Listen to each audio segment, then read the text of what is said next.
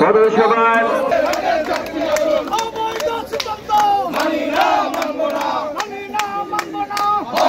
কিন্তু হঠাৎ করে আমরা জানলাম যে বাগেরহাটের 4টি আসন একটি আসন কেটে দিয়েছে। সেই আসনটি কোথায় নিয়েছে? সেটা নিয়েছে গাজীপুরে। কেন নিয়েছে? সেখানে একজন কর্মকর্তার ভাই অথবা আত্মীয় সে বলে নির্বাচন করবে, এই সিটটি সেখানে দিতে চায়, সেখান থেকে আরেকটি সিট বের করে। আমরা অত্যন্ত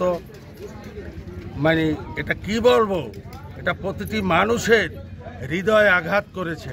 আমি একজন সাধারণ পাবলিক হিসাবে আমার মতামত পোষণ করতেছি যে আমাদের বাগেরহাট আসন থেকে 4টি আসন বহাল রাখতে হবে, না হলে আমাদের এই ঐতিহ্যবাহী বাগেরহাট জেলা থেকে আমরা সকল অবরোধ করে সকল জলপথ স্থলপথ আমরা বন্ধ করে দেব। যতক্ষণ পর্যন্ত আমাদের আসন ফিরিয়ে না দেওয়া হবে ততক্ষণ পর্যন্ত আমরা রাজপথে থেকে আন্দোলন করে আমাদের এই আসন ফিরিয়ে আনবো ইনশাল্লাহ। আমাদের ধারাবাহিক আন্দোলন চলছে এবং আজকে সেই ধারাবাহিক আন্দোলনের আজকে হলো হরতাল।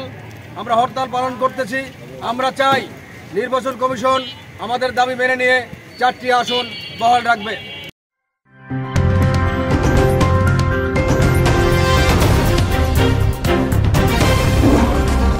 Voice of Tiger.